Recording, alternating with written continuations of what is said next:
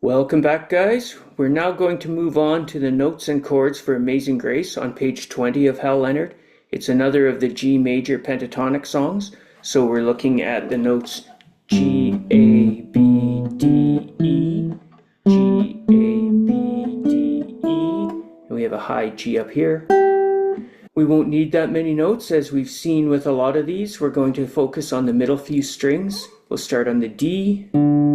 Use the E on the second fret of the D string, open G third string, A note on the third string, open B second string. This time we will go up to the high D on the third fret. And that would be your warm-up, just as we did for Auld Lang Syne and Worried Man Blues. You can practice playing open notes and second frets. D, E, D, E, D, E, G, A, G, A. D, E, G, A, G, E, up to the open B,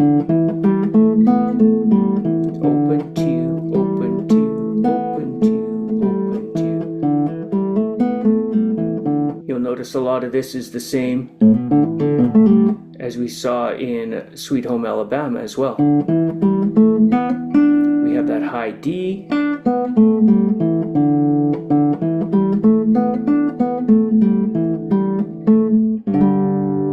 and it's all in G. I wrote my treble clef on my staff. I've got my sharp sign on the F note, although there are no Fs, so the Hal Leonard book does not bother to tell us about this key signature, but that's how we identified that this song is in G. If you've been paying much attention, when you see this dangling note here right before the first full bar, you'll know it's a pickup note now. There's my hand picking it up from the end and bringing it to the top. So now I'll ask you what beat we're playing that note on. Very many astute students will jump to the answer right away. It's beat 4. We'll count 1, 2, 3 and hit that on beat 4. That's one of my little tricks, just how I entertain myself. We're in 3-4 right now. We haven't talked about that in these lessons. I skipped the one song, Jolly Good Fellow, that has 3-4. What this means now is every bar, the space between these two bar lines, also known as a measure, will have 3 beats rather than 4. So you see a half note and a quarter note. 1, 2, 3, 1, 2, 3, 1, 2, 3. The last bar had a half note. 1, 2, beat 3 is missing. It's been picked up and placed here. So we'd hit this note, this D, on beat 3. 1, 2, D, G. As always, I'd have you name through the notes here. Some of the little key factors in this one that are nice, same thing that we've seen in Auld Lang Syne, was that this first set of notes would be open strings. Open D, open G, and open B. A very nice thing to be aware of. So I'd have you name the notes. D, G, B, B, A, G, E, D, D, G, etc. Then I ask people not to tell me the strings. If they get the fret, I know that they've got the string right. So I'll just ask them to tell me the fret. Open, open, open, open, second, open, second, open, open, open, open, open, second, third fret D. Up to that, you heard it was a combination of opens and twos. The last thing that I like to do in this song before you play is notice that we want to clump these notes. When people play a bar of music, they usually clump the 2 notes in that bar. And this will actually cause timing issues sometimes. They'll get a sense that there's little breaks in the song. So they'll play this G and then this B right away. G, B. Then the B and A. Then in the next bar, the G and E. But what you see here is our short quarter note and our longer half note together. Bum, ba, dun, da. They're separated by the bar line, but the bar line does not add any time. In 3-4, a lot of people will add a beat accidentally. They'll play chords and they'll be strumming. They're supposed to do 3 beats. And they'll count to 3, but then you'll hear this. 1, 2, 3, 1, 2, 3, 1, 2, 3, 1, 2, 3. I've gotten to the point where I'll play 4 of them like that and ask them what's wrong with that. Most of you would catch on that I'm still actually playing in 4/4. I'm just not playing my 4th beat. I'm holding quiet on it. So I'd go 1, 2, 3, 4, 1, 2, 3, 4, 1, 2, 3. So you want to train yourself to get right onto the next beat. 1, 2,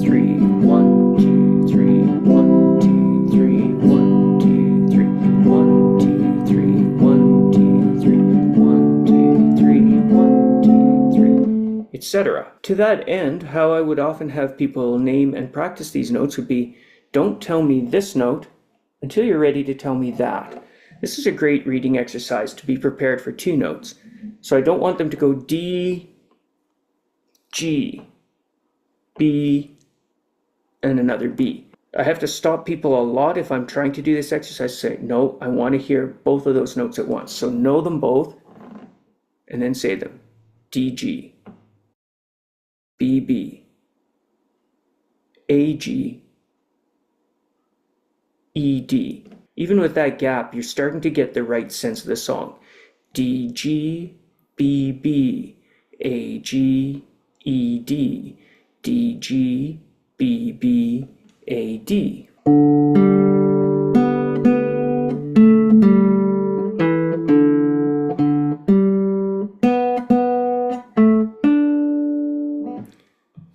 Even if there's a little extra pause, put it on the half note at first.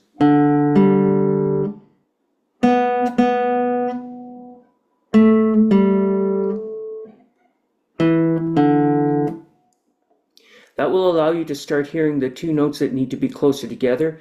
It'll also stop you from placing an extra beat at the bar line, which people will do. As you get the hang of it then, you will only hold this one for 2 beats. So, as in the last song we noticed, the theme of the song is set up by the pickup note. So I'm counting to 2, hitting a note on beat 3, and 1, which I count to 2 on, hit a note on beat 3, and 1, 2, hit a note on beat 3, and 1, 2. So we get 1, 2, 3, 1, 2, 3, 1, 2, 3, 1, 2, 3, 1, 2, 3, 1, 2, 3, 1, 2, 3, D. We've seen this before, the dotted half note.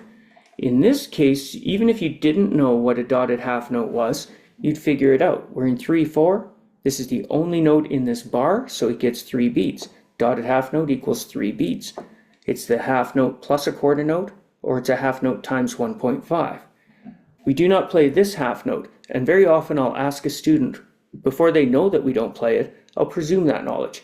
Why don't we play that half note? Because of this curved line, I guess. That's right. What do you think that curved line is called? Of course they don't know. They'll call it a joiner or try to come up with something. So I see that joining this note to this. So I'll draw a little knot in it and ask them what that is. Sometimes they won't get it. They'll think I've drawn a fly or something, but it is a knot with a bow tied into it. So I've got 2 strings. Well, how do you join things with string? You tie them. So this is your tie. It adds a value of this note to the value of this. We don't attack that one again. We don't pluck it. We've held this for 3 beats and an additional 2 without hitting this again. You don't count to 5, you count to 3 and 2. 1, 2, 3, 1, 2, bam, ba, which brings us right back onto our habit of hitting that note on beat 3 and going on. This is a really nice one for your chords. I've added a couple. I've added a G7 here that the song in Hal Leonard doesn't have. It adds a nice gospel flair to it. I've also done the same thing here. These are 2 bars of D7. I've put a D here and then a D7. Most of you won't know your D chord yet, so don't bother with it, just play D7 there. I'm going to go slowly. Here are the chords for this song. You probably can't keep up yet, but you can use this recording over time to get to the point where you can keep up. 1, 2, 3, 1, 2, 3, 1, 2, 3, 1, 2, 3, 1, 2, 3, 1, 2, 3, 1, 2, 3, D, D7, G, 2, 3, G7, C, G, G on the last line, D7, and G. And here I'll do it with chords and melody, so you can play either job along with me. We'll have your music up again. 1, 2, 3, 1.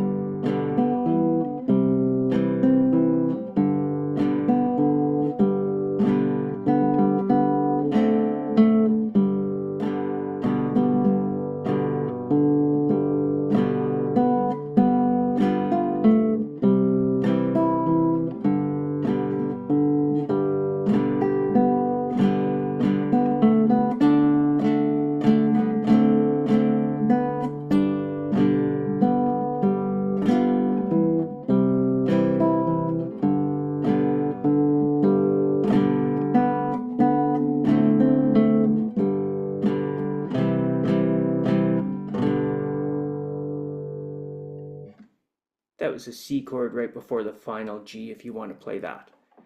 All right, we'll put that in the bank and I'll talk to you guys later. Have a good one. Bye.